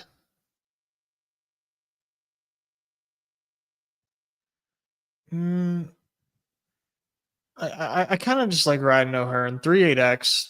It's hard. It's hard to like go anywhere else right now. Let's do it. Big Ryan O'Hearn. Put that one in there. Get a 57xer going. 25 gets us 14 something. Man, those are 2 good baseball players who are getting like price tags that like Willie Castro would get. You know what I'm saying? Right. You know, and we're Willie Castro respectors, but like, man, those price tags are something right now. Yeah, it's just when you look at these frequently enough, when you see numbers that are just kind of standing out, and this certainly is. Yeah. Easy saying that some of the other spots, if you want to go shopping around, looking pretty good for Baltimore as well there. So yeah, man, if the weather holds up, it's good for hitting in both spots, right? Like, yeah, we just need it. See you at the yacht shop. There we go. All right, Nez, that brings us to a close of the MLB segment. Is there anything else you would like to share with the people? Any alpha, anything at all that we may have missed out on, or you just got to get off your chest for the people here? No, I think we did a good job of covering the main slate there. That was everything that I needed to say. Perfect. Okay, I'm gonna go ahead and hop us in. Do you want to do BBM today? We haven't done BBM in a minute, but I will let you choose any contest that we draft. Yeah, I think we do BBM. Let's do it. 20-second clocks. No fucking around. BBM 13 with 10 spots. That's got to feel good. That's got to feel good for the people right now. Yeah, everybody that wants to get in can get in. It's beautiful. It's been a while since we did a BBM. I'm curious to see. I mean, because we just kind of been jumping around all over the lobby, you know. And rightfully so. It's a lot to get in. Yeah. Okay.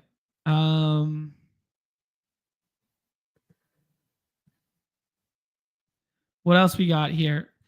People are giving us Ernie Clement love in the chat earlier. There. That's how I know Good I'm luck, not cut out Tyler. for these games right now. If Ernie Clement is getting love, that's I can't handle another Ernie Clement slate. Goat Addison's hitting 2 against the lefty. That's bullish.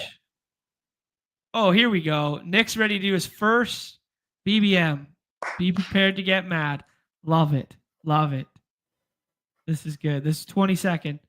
Clement's going yard, Goat Nap says. That's last night's runner-up in the main contest. So I would take him at his word. I would absolutely take him at his word. All right. I mean, I got some friends that are smarter than me, Nez, that I got to enlist in some helping here. I will not capitulate, though. I will absolutely not capitulate to the machine. But when I have access to our friends at Legendary Upside, you best believe I'm going to use it. Let's see what they got for us here. Let me see if I can get this screen looking nicer. How's that looking? Can maybe use a control plus on the on the screen. Plus. How about that? I didn't see anything change. That's because your screen zoom in? Dude, I'm literally in the wrong browser right now. That explains it. Classic John move. All right, Nez, we're on the clock here. The good people are telling us Puka Nacua. My heart is telling me Christian McCaffrey. Let's take CMC. Let's fucking do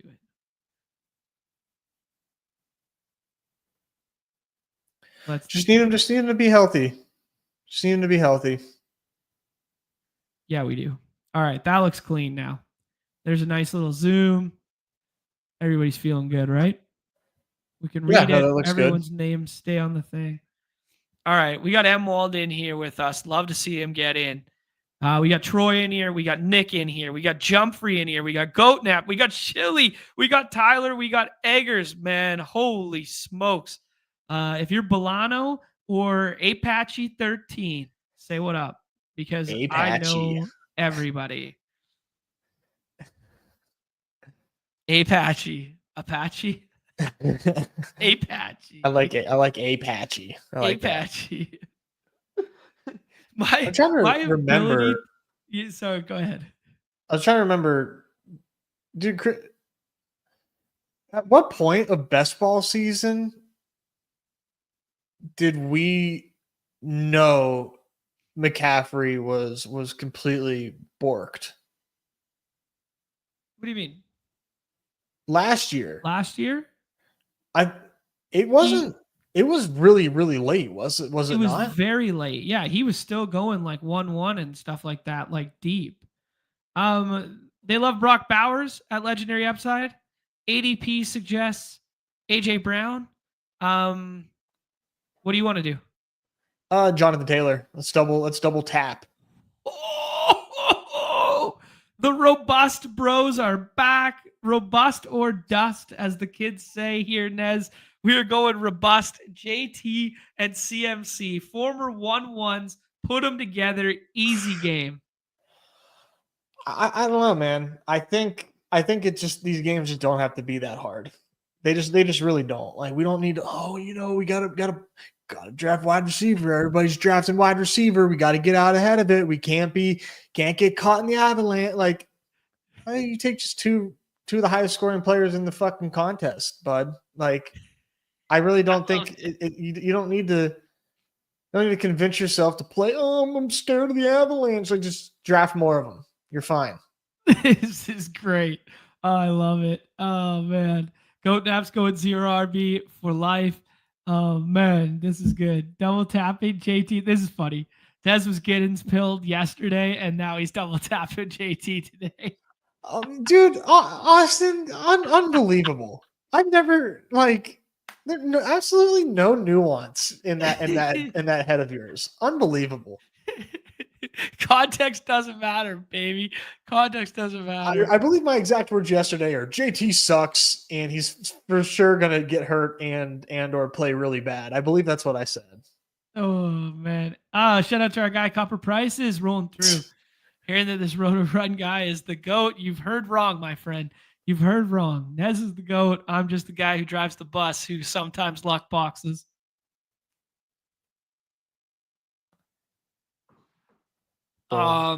Nick is on the clock here. He took that AJ Brown fall.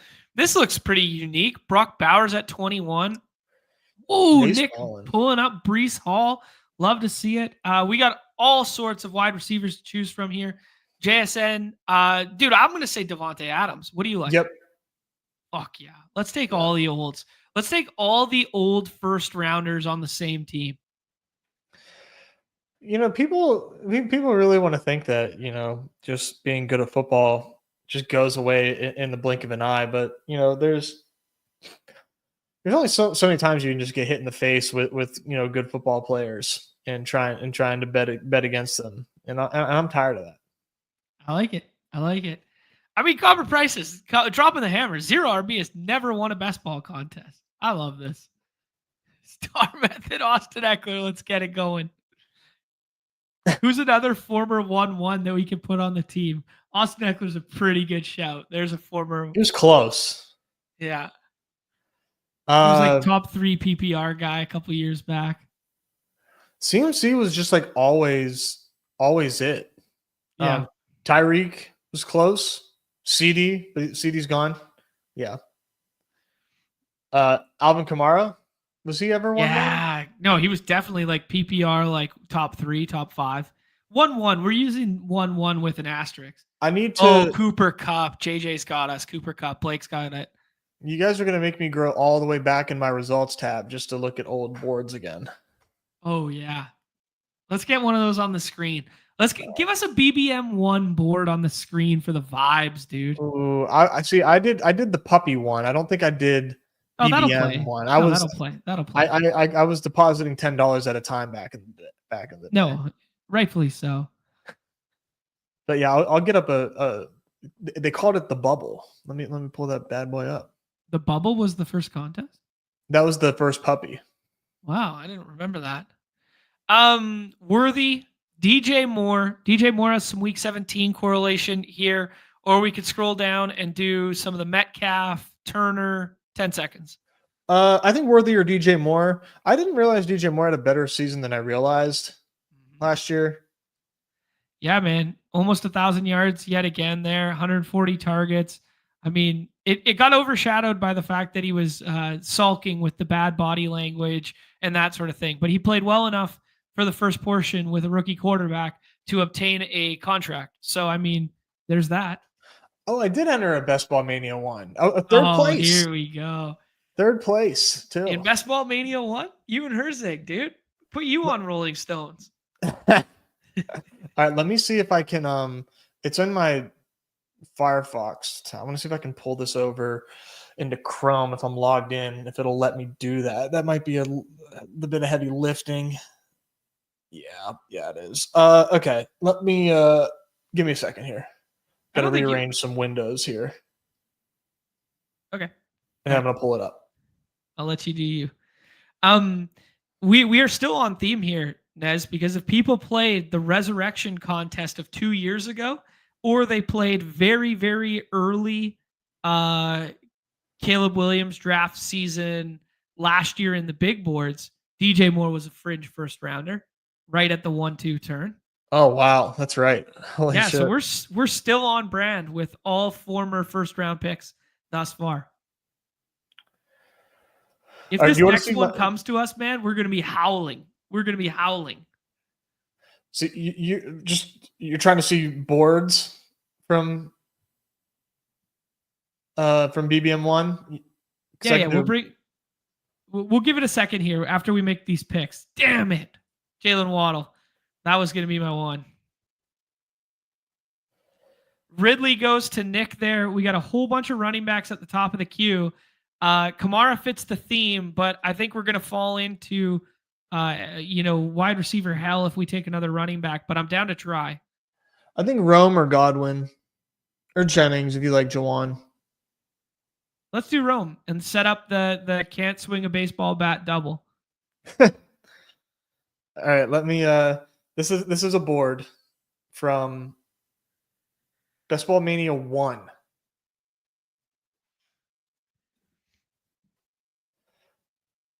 You're gonna just some classic names drafted by me on this team. It's kind of hard to show because we're in the middle and with 20-second clocks, but here we go. Michael Thomas at 108.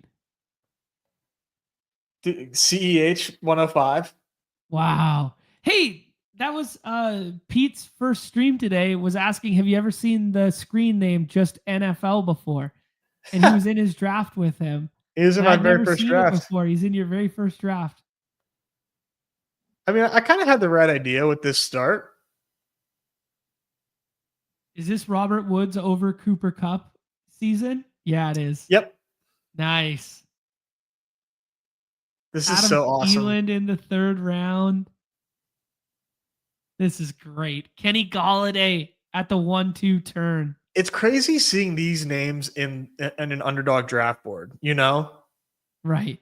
Like, that's crazy how long we've been playing these. Kenyon Drake? Oh, my fucking Lord. As we're on the clock here, we got Olave, I think is probably our best pick. Permission to take him, unless you prefer Myers or Jaden Reed. I'm cool with Olave. I know that's your boy. Yeah, I'm not sure he's my boy. I'm really scared of the concussion things, but I do think that, like, when you start with 2 running backs, like going moon shooter on a dude who was a 2nd round pick last year, like, makes sense, right? Yeah. Here's Antonio Brown. He was on the Bucks this year, and he started off super hot too. Kenny Stills, fuck yeah, dude. Kenny Stills, Dolphin, right? Dude, Kenny Stills was like the Marvin Mims of my generation, not in terms of play style, but just in terms of, like, we took that dart throw on him every single year for 4 straight years at the back end of the board, and it never fucking worked. Like, you know? Dude, look at how online I was back then too. Like, better in Best Ball MVS, Auden Tate. Auden Tate, wow. I was the Chase Edmonds guy. Little baby Chase Edmonds. I loved Darius Slayton. This is Ronald Jones. This team finished in 3rd place by me, by the way. Wow. Impressive stuff. Yeah. I mean, Josh Allen, awesome year. Dude, Rojo, not bad. Like, my running backs are just terrible. But of course, I had Josh Jacobs. Yep. Nothing's BBM changed. prize pool was... How many points did DeAndre Washington score? I think a flat 0 for me. AJ Dillon and DeAndre Washington, 0 points. Like, I was doing a little, fragile RB shit. I think this is a 2772. I was the originator. 2-7. Hey, the originator of 0 pitcher and 0 running back. And then the bubble here, I advanced none. But this is it. This is the first $5 to enter, 100K. Okay, Nez, I'm gonna pause you for a second Sure. here and move this back for a second. So we got a 2-4 start through 6 rounds. Adams, Moore, Rome, Alave is how we've recovered. This next pick coming up to us, looking like receiver again, unless we want to go the route of Caleb Johnson or Tony Redacted. Almost everyone around us has 2 or 3 running backs, so one of them might come back. Golden or Downs or Diggs are our suggestions here from the machine. I think I like Golden. But Golden? I mean, what? Yeah, I think I like Golden. Go down, Shit. though. We're good. I clicked it quickly. I got scared with the double bye week overlap, and then I saw the one teammate correlation with Jonathan Taylor. But that might be, I mean, on a season long perspective, it's definitely positive correlation, but that might actually be negative correlation in an isolated week. But yeah, we gotta start thinking about where's Caleb go? I never draft Caleb, so I don't even know where he goes. SideKick will boost 109. him up for us. Yeah. So like 90 or 103 is probably our target Caleb pick. Nobody wants naked Caleb, so should be good there. You would hope not. Yeah. Speaking of Caleb Johnson goes there. Isaiah Pacheco, who we took yesterday, who may end up rising if he wins that backfield, but Pete thinks is a little overpriced.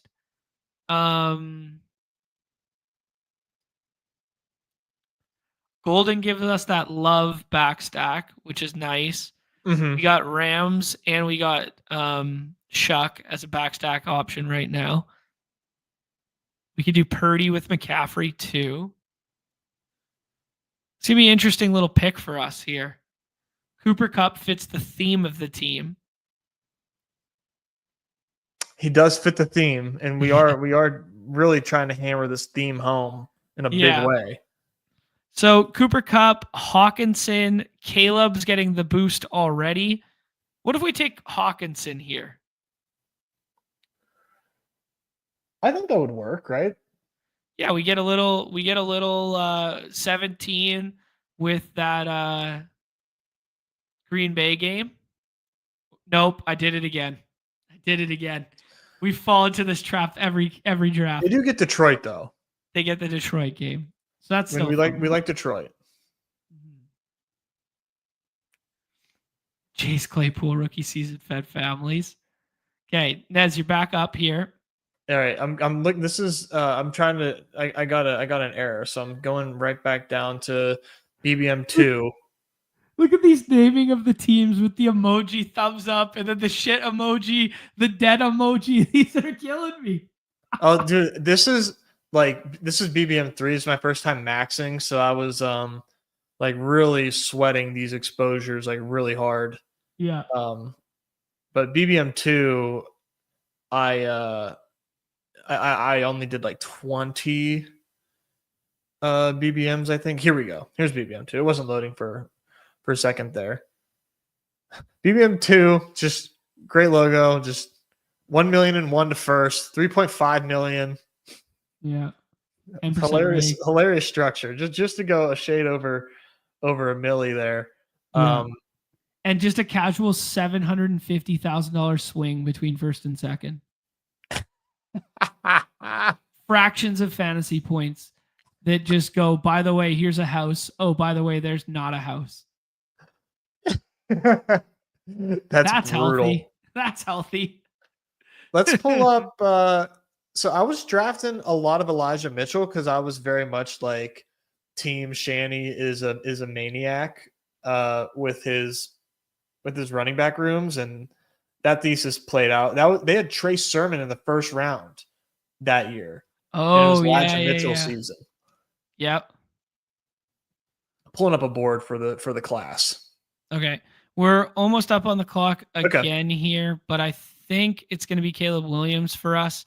There's like 5 other quarterbacks that are in front of him still, but I think that was kind of the thesis. We could maybe push it around the corner because the other guys have quarterbacks and kind of staying in their lane. But what do you win when you win? Would you rather have Purdy here with McCaffrey and then get Caleb on the way back, Justin Fields, or Tyrone Tracy, Travis Etienne? I think you just take Caleb. Okay. Like with the double, like that makes it like imperative. Yeah. Yeah, and the guys to our right all have a quarterback except for Tyler. No, Tyler has a quarterback as well. So I think Fields will go for sure to one of the teams, and someone will just encapsulate that falling value. But there's no reason Purdy should go unless it's to the Ayuk drafter. So I would entertain doing Purdy on the way back. Okay. I mean, I don't know. Yeah, it's not necessary by any stretch. It would just be with CMC, right? Like, yeah, we can wait. I think we should. Yeah. For what it's worth, the SideKick did like us taking Caleb there most, so it did agree with us. That's good.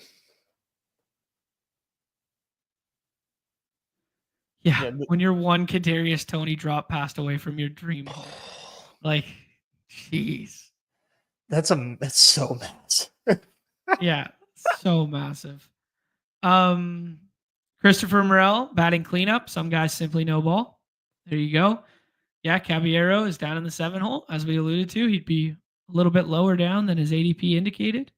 But that being said, of those two, Morel is definitely the one who gets pinch hit first because Caballero's defense is better in center. The Ayuk drafter does go ahead and take Brock Purdy there.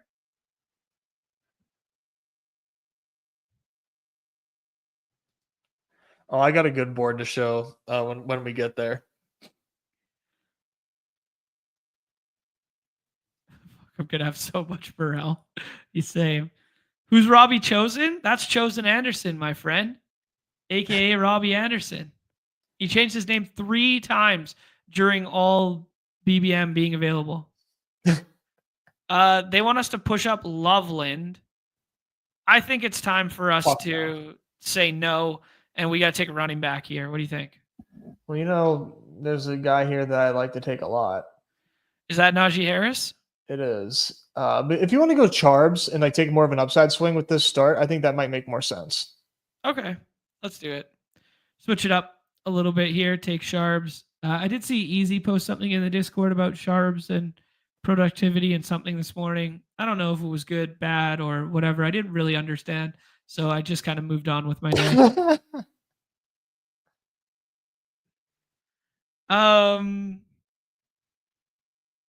Can't wait for the Danny Jansen double dong break the slate. Ricky's dropping that alpha through. Lefty Killa as well. John, are you in the 7th inning streets at all? Just the fast drafts in which we've done on stream. I think I'll probably do 10 of them. I will probably do 10 fast drafts now that the slow drafts have moved to 4-hour clock hell. I'm not sure I can put myself through that pain, but we'll definitely do a couple more fast drafts for the 7th inning stretch on stream, in particular next week. Yeah. Starts not next Monday, but the following Monday, so 12 days. I'm going to try to get a rankings update for our members Nice. here shortly, hopefully by Friday. Perfect. Great stuff, Nez. Working hard. Everyone in a row right now, Chris, Troy, and Nick, and us have a 1-3-5-1 cooking. Just such basic bitch constructions all beside each other. The SideKick's going to tell me to take Drake May. I don't even need to bring it up. Oh, they want me to take JJ McCarthy.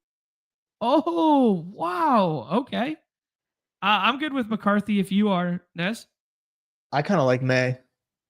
Oh my God. Dude, they were just a year early on the Drake May stuff. Okay. Drake May is like just such a good pick. Such a good pick. I agree with you. It's just hilarious that the one time in the history of ever I that they know. didn't suggest Drake May to us and actually gave us JJ McCarthy with the stack. Oh man. I know. They need to go back to their roots, man. Oh shoot, that's funny. But after this pick, I got a draft board to pull up. Okay. Just for context of this draft board that I want to pull up after when we get there. This was the first time I had jumped. Like I've been watching Pete a lot at this point. This is BBM 2. Okay. But I never actually got to hop in the draft with him. So I hopped in a BBM with the big boys and got just bullied, absolutely bullied in the room.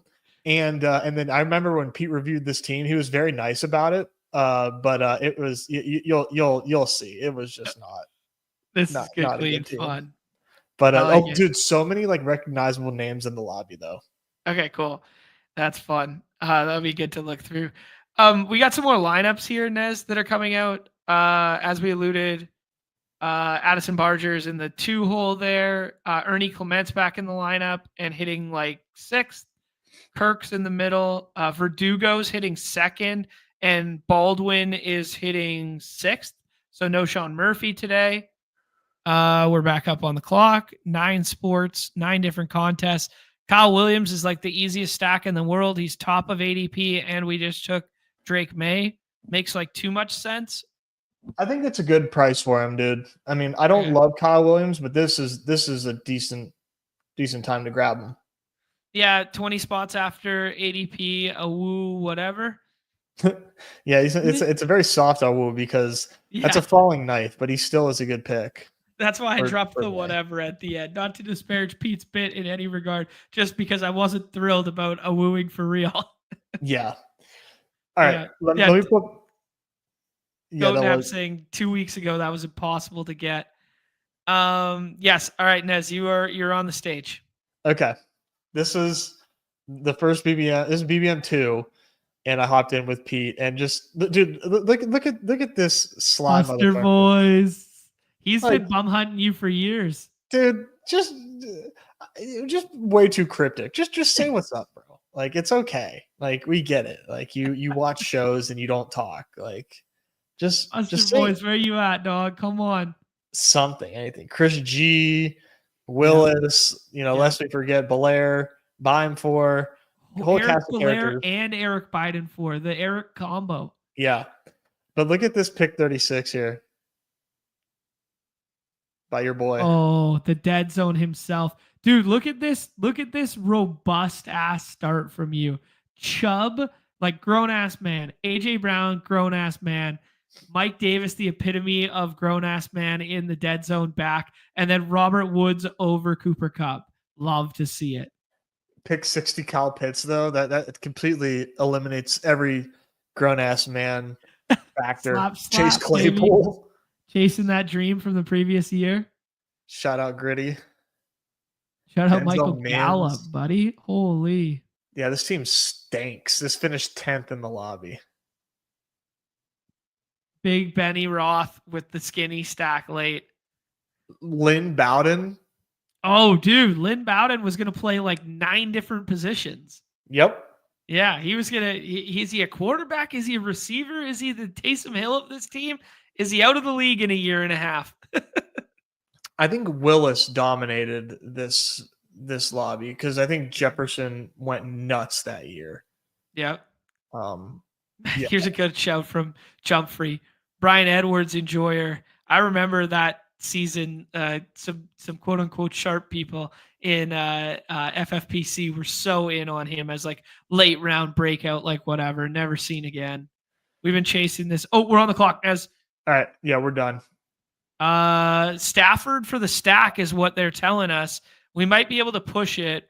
Jake Ferguson to shore up the tight end room.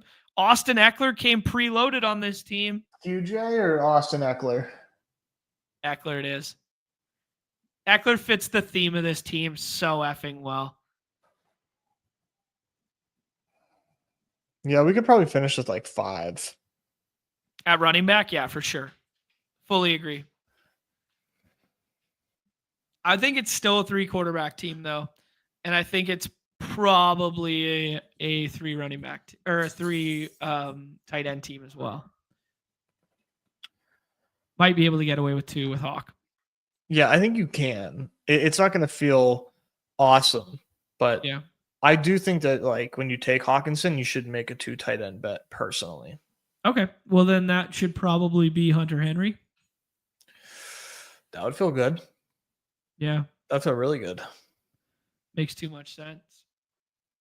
Is anybody taking the sneaky hashtag follow the money, might still have a job, never trust year 1 tight ends that are rookies anymore, Cole Kmet in the last round with their Chicago stuff? I did. Yeah. In one of the You were a time box Kmet contests. slap, though. Yeah. You're a Kmet slap. You were an OG get overweight Kmet guy. I know, but rookie tight end injured. We're sleeping on Kmet. Dude, the Scata boys have been mounting up, but are we scared that he like really hasn't been participating in like OTAs and stuff? I didn't realize that. What's wrong with him? I don't know. He's been like an extended absence, but like non-injury disclosed. Nez, we're up on the clock here. Matthew Stafford is the suggestion. Hunter Henry is the other suggestion. Roschon Johnson feels like a good team correlation bet. Who do you like? Roschon's trash. Stafford or Hunter Henry? Let's do Stafford. I think Hunter Henry comes back. Okay. Yeah, and then we got 3 quarterbacks, all different bye weeks, all with some correlation. And then what up, Tucker? He's just squeaking shit by my ear now. He's jacked up on that pick. I like Nick saying he took Kmet in Superflex with the extra rounds. That checks out. Yeah, that makes sense. Yeah. Tyler, you couldn't take enough Robert Woods. I couldn't. I loved Robert Woods, man. I was a big Bobby Trees guy. Yeah. Is that squeaking ruining the stream right now? No. He's like, yo, buddy, you haven't given me lunch yet. You're 40 minutes late on lunch. It only comes through. It doesn't come through all the time. When you talk and the mic opens up, then it kind of sneaks through the background, but otherwise it's not loud enough to be heard all the time. I'll time my talking with my dog's lack of squeaking. Yes. Interesting to note that Brandon Lau and Lowe are both out of the lineup, and Aranda stayed in the middle of that. Okay. Yeah. Your dog eats lunch.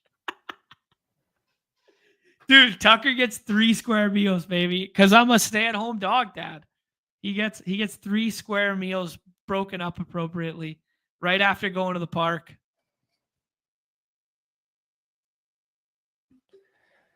Yeah, my dog's a twice a meal a guy, 2 meals a day guy.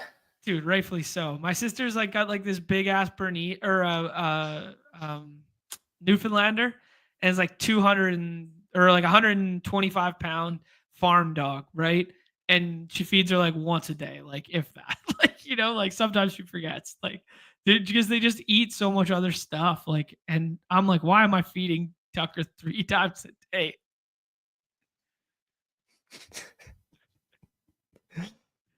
I would love a Newfoundland though. Oh yeah. Ooh, Zamboni funds hit differently. Yeah, man. They did slap this morning. All right, dude. All those running backs came back to us and Hunter Henry. Who would you like to select first? Hunter Henry. I agree with you. So does the sidekick. That's how you know we're not full of shit. We know ball. I hit draft. Dude, this team's shaping up very nicely. Dude, it is, right? And you know what's a cheeky way to land this plane is if we went with like Jaquez Hunter or like Blake Corum at the end for like another little Ram stack partner. Yeah, or even somebody else. Ooh, okay. I'll hear you. No, I'll hear you. I like Jarquez. I do think it's an easy pattern match to say like Blake Corum year 2. Kyron Williams, year 2, breakout. Okay. But the only difference is that, Darrell Henderson isn't the RB1 ahead of him. But yeah.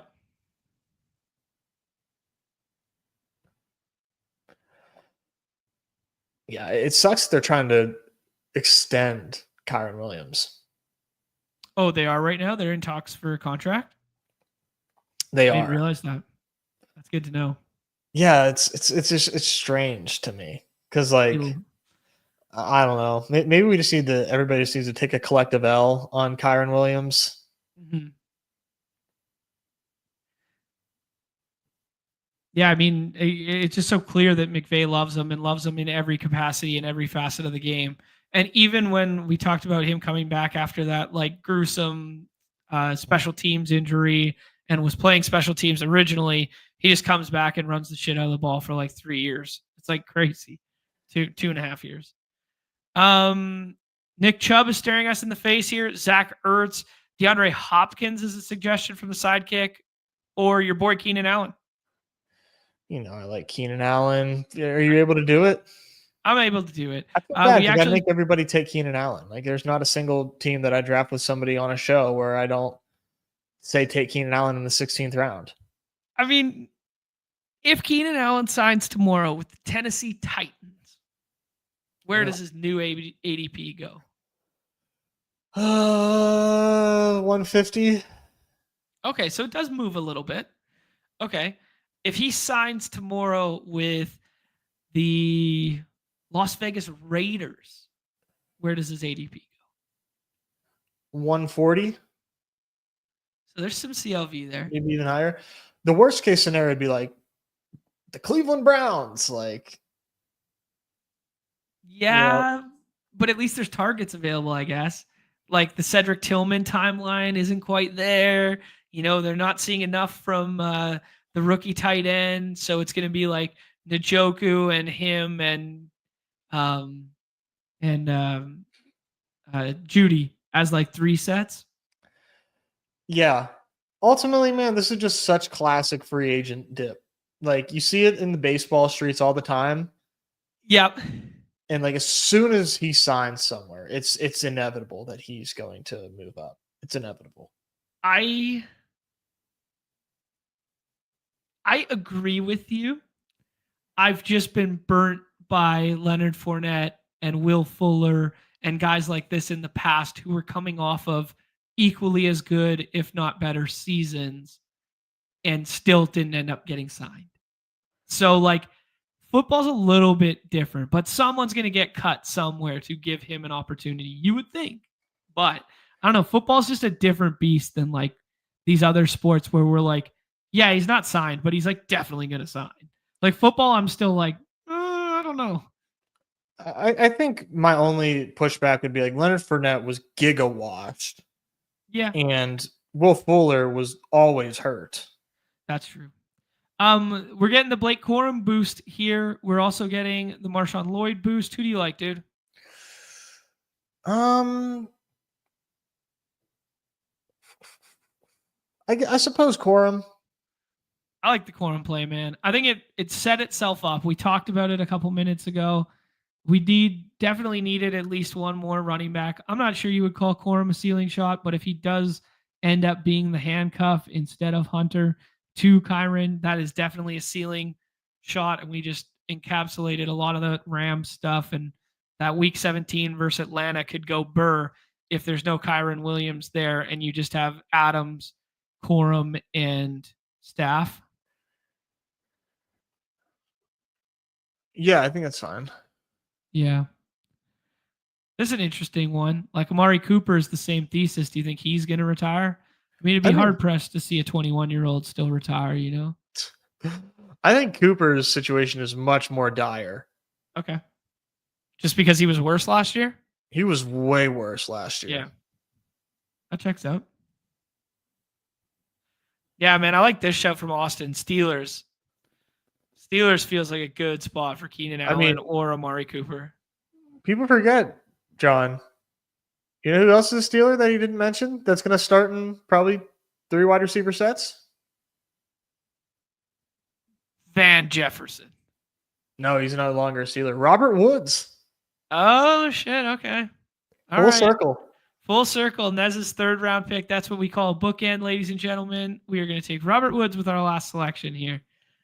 All right, dude. They're telling us to scroll the F down to some of these Green Bay wide receivers. I think it should be wide receiver. Give me a name and I will draft him. Dust ball or no? It doesn't matter. Tyler Lockett. Okay. Ray McLeod has a little bit of correlation for that 17 game, but if the combo is Ray McLeod bring back that you need, I'm fine not winning BBM this year. I'll take my pride over $2 million as well. Dude, I don't mind it. I like this Elijah Moore click right now, though. I'm warming up to this. Like, you look at these scores he's put together, and now he gets this Bills, like, kind of like they have a lot of wide receivers, but they don't really have a lot of good ones. You know, why can't he just take over for an oft injured Curtis Samuel? No, dude, I think you're right. Like, I like him in super flex. Yeah. Just getting those extra rounds. But I mean, you know, back-to-back 100 target seasons. He's only 25. Not a ton of competition in Buffalo. Yep. Yeah. I mean, like, there's definitely bodies, but they're not like all that good. I don't know. Some interesting scrolls here. Like, Deontay Thornton's become like a staple of this range. We might be making the Bryan Edwards mistake all over again. Tutu Atwell goes before he can come back to us for a super stack, but that's entirely fine. Tasala, you know, may or may not make that Lions team, but I assume he's on that roster.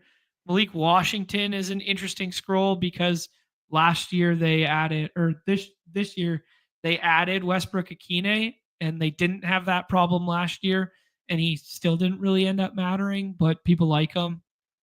Tolbert, Vele getting hype again, and we love the notion that Sean Payton likes to run out the Lil Jordan Humphreys of the world and stuff like this. These kind of like more trusted, little bit older, kind of like journeyman guys. Vele had some nice games last year.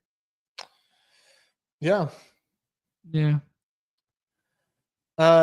Random, but just before we sign off, you know, Pete's hopping on with Coach Speak Index. You know, no sponsorship or partnership here or anything, but like I just think is a great resource. And just he posted something yesterday that I saw Lev not tweet out directly from him, but did you see these quotes about Travis Hunter? No. From Coach Speak Index? That's what you're referring? Yeah, so Coach Speak, I saw it on Coach Speak Index first, and then Lev tweeted it out. Like, it's from an XM radio interview. Okay.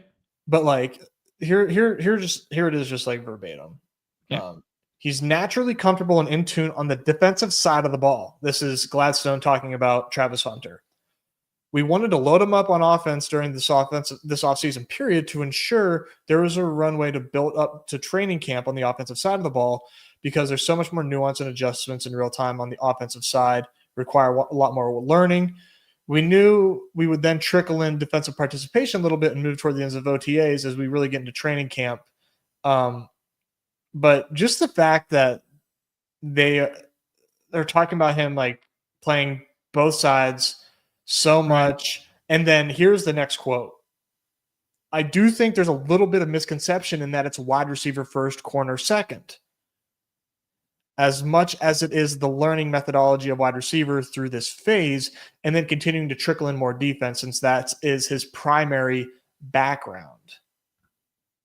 Interesting that he used the word background instead of position, but it definitely implies that like the nuances of wide receiver are way more difficult to learn at the NFL level than the cornerback position, and they could trust his athleticism there. But like the ordering of this and the reason for doing it, like we were all excited. Like, he's only taking reps on offense. The reason he was taking reps on offense is because they think he's worse at offense than defense, which is like not bullish at all. I don't know, man. Where are you comfortable taking him now? Like, knowing that right now, and knowing that we're not going to have preseason games and camp for another month and a half or whatever. So we're going to be working off of this information. Like, do you rather have Tet right now? Would you rather have definitely JMO? Would you rather have Pickens? Like, where is he falling for you? I would say like mid to late fifth. Okay. Yeah, that's. I mean, he's not quite mid fifth here yet, but like Zay Flowers, we've seen it before. Professional ass wide receiver. Waddle, we've seen it before. Professional ass wide receiver. Calvin Ridley just puts up 1K after 1K. Rome has almost the same amount of draft capital and in theory, a better situation with Ben Johnson and definitely more bodies to fight with. So maybe Rome would be a stopgap for me. But if you get Juwan with you get Juwan with no Ayuk, like we get that Ayuk pup to start the year automatic 6 weeks notification, like okay, maybe I start thinking about putting Juwan over him. Yeah, and I think just even use a more stark example, I think I would have trouble. Like I'm not gonna have a lot of Travis Hunter, man. These Green Bay receivers, Golden and Jaden Reed, I think should probably go over Travis Hunter. Yeah. Wow. That's pretty far away. Yeah, a lot of stuff left to shake out here. But I mean, we've kind of been Reed Bulls and Golden Bulls that they couldn't sustain their run rate of last season, and they're going to have to pivot back more to the pass rate stuff. And a lot of those games last year, Malik Willis started 3 of them, maybe 4 of them, and maybe Jordan Love wasn't 100% healthy, so maybe their pass rate over expectation has to climb anyways, and they would probably be better picks in that regard there too. Yeah, so yeah, I'm not going to fight you on any of that. I think that was really good and astute of you to bring up, my friend. Yeah, that was just it was a bit jarring. All right, Nez. Here's a good shout from Paid. Like, we'll take a look at that in 1 second. Taking a look at the NFL season pick'ems for him is very interesting. I haven't looked at that, so we could take a look there. Eggers is begging for us to sauce a team here. I think we have to oblige him, but I will run down ours and we will talk about the sucks or fucks there, Nez. And you could tell me 3, 5, 8, 2, Caleb Williams, Drake May, and Matthew Stafford. Then we went with the theme of former 101 and or first round picks in CMC, JT, Zach Charbonnet, Austin Eckler, Blake Corum, Devontae Adams, DJ Moore, Roma Doomsday, Chris Olave, Matthew Golden, Kyle Williams, Keenan Allen, Tyler Lockett, another former dustbag who used to get drafted higher, TJ Hawkinson, and Hunter Henry. Basically, all these guys used to get drafted higher. It's low-key hilarious. Buy the dip, baby. Buy the dip, indeed. Nez, does this one suck or fuck? No, this team fucks for sure. It's a good team, man. I like this one a lot. Yeah, that Kyle Williams plus Drake May was definitely not available a couple weeks ago, as Goatnap alluded in the chat. And we get Drake May 7 picks after, and then Kyle Williams 20 picks after. Hopefully Keenan Allen goes to the Steelers. Tyler Lockett, a couple usable weeks from some dust balls early in the year to mask the back-weighted production of Golden and Kyle Williams. Hopefully the Chicago offense go burr this year. And this team could cook. Yeah, I think we did a good job. All right, we got to sauce Eggers because he asked nicely in the chat. I'm sure many of you guys could ask as well because you're all in the draft, but we'll sauce him up here. He went for the same standard. Where do you get your ideas? Structure as us. 3-5-8-2, JJ McCarthy, CJ Stroud, and Cam Ward. It's kind of fun. Henry, Kyron, Walker, Aaron Jones, and Kareem Hunt in the last round there. Nico Collins, J-Mo, Jordan Addison with that looming suspension. He's probably going to drop 40 picks past this, buddy. Stephon Diggs, Rashid Shaheed, Cedric Tillman still hasn't participated in anything. De'Ami Brown, people have a little bit of concern about his health too now all of a sudden. A.D. Mitchell, Evan Ingram, and Dalton Schultz. Thoughts, my friend? No, I think it's a well-constructed team. Yeah. I think it's a well constructed team. I mean Kareem Hunt. I'm not drafting Kareem Hunt, but in Addison, I'm worried about the suspension. But everything else, I think is a pretty good best ball team. Yeah, not bad. Structurally looks pretty sound. Some good stacking in there. Some fun young upside quarterbacks that don't cost that much, which is like good. Like you get this little pocket of like, that's kind of like the sweet spot that we like to attack the onesies. There, the Evan Ingram price tag's getting like a little expensive for my liking. Move JMO to the other side of the board. I think he's probably better off with a wide receiver at this Aaron Jones spot. But if you don't like anyone that's on the board, I can see why you took Aaron Jones. But when you already got these 3 running backs there with Nico and JMO, and then a potential suspension guy and a guy coming off a knee injury at age 30 and Stephon Diggs, I think I would have taken a wide receiver instead of Aaron Jones and just trusted that you had 3 horses right here. Yeah. I agree with that. Not bad though. Not bad. It's definitely leaning on the sucks side of fucks, but it definitely could find its way to a little bit of missionary. All right, Nez, let's tie a bow on it there. Best of luck to everybody playing in the MLB streets this evening. Nez and I will be in the lobbies for the remainder of the day. Tomorrow, I think it's going to be a full show. Again, very similar to today. I think we'll probably do baseball and football. A little bit shorter of a baseball slate tomorrow because it's getaway day Thursday, but we're going to do the NBA extendor tomorrow there. Keep that train rolling because we got game 6 of the NBA finals tomorrow night. OKC looking to close things out on the road. Anything else to add for the people here, Ness? No, I think that's about it. I will hopefully see you in these MLB lobbies if I get time. Perfect. Yeah, I will be in there for sure. Make sure I get up to around 30 there. And yeah, one other thing is we've kind of been teasing it. Tomorrow we're going to have a new partner of the show joining there. So we're going to do that for the football segment of tomorrow. Very excited about that. And in tandem with that, we're going to have a new show that's going to be dropping, which is going to be a pre-record about an hour doing a little bit of slow drafts and portfolio review, and then a draft as well in tandem with that, working alongside one of these tools. But I will save that surprise for tomorrow. And that most recent or newest episode of that will be dropping either Friday or Saturday. I think Saturday feels really good to us so that we have content for 6 of the 7 days a week there. What do you think there, Nez? Yeah, just a little extendor, how you like that? Content extendor. Bros content extendor. Let's go. Yeah, so that'll be coming to you guys' way starting tomorrow. So looking forward to that one. All right, everybody's favorite time of the show, the end. Peace. That was fun going down BBM2 memory lane. That was fucking dope.